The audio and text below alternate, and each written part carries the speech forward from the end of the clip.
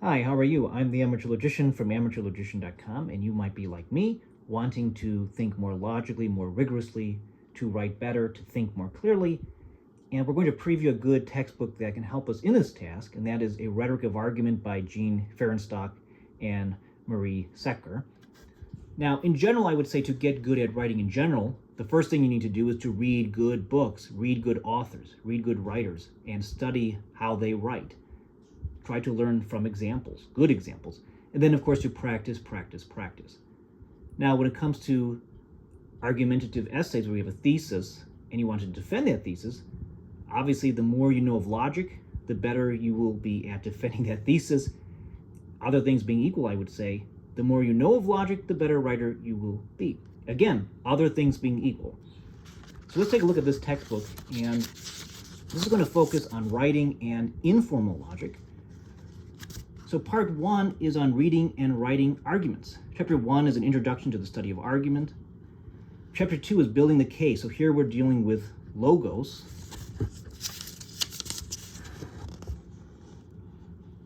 Chapter 3, we're dealing with establishing credibility and appealing to emotion. So here we have ethos and pathos. Chapter 4 is generating the argument, questions and claims.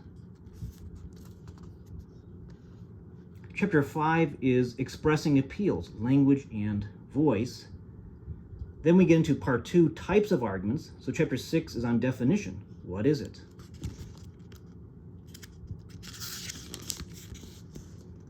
Chapter 7 is on causal argument. How did it get that way?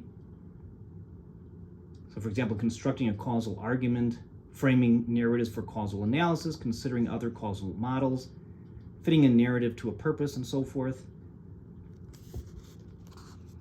Chapter 8 is on evaluation. Is it good or bad?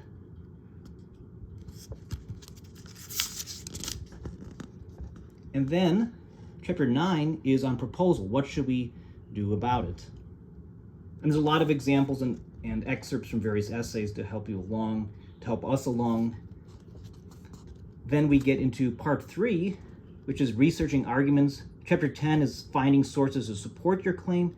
Chapter 11, using sources to support your claim. Part 4 is an anthology of arguments. Chapter 12, the promise and perils of globalization. So the pros and cons of that. You have chapter 13, the revolution in biotechnology. Again, just considering different sides of thinking about biotechnology, different arguments, pro and con, considering different perspectives. Chapter 14, the challenge of dealing with juvenile crime. So again, we have some different writers here, some different arguments, some different opinions to evaluate and think about. Chapter 15, the meaning of sports in our society.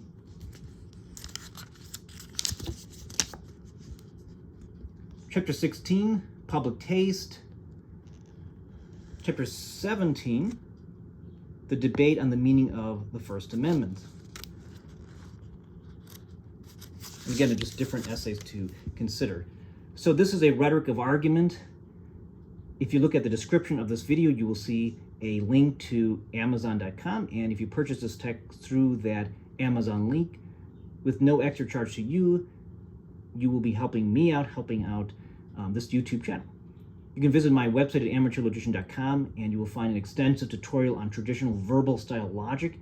Learning traditional verbal style logic will help you in your argumentation. It will help you write better, other things being equal.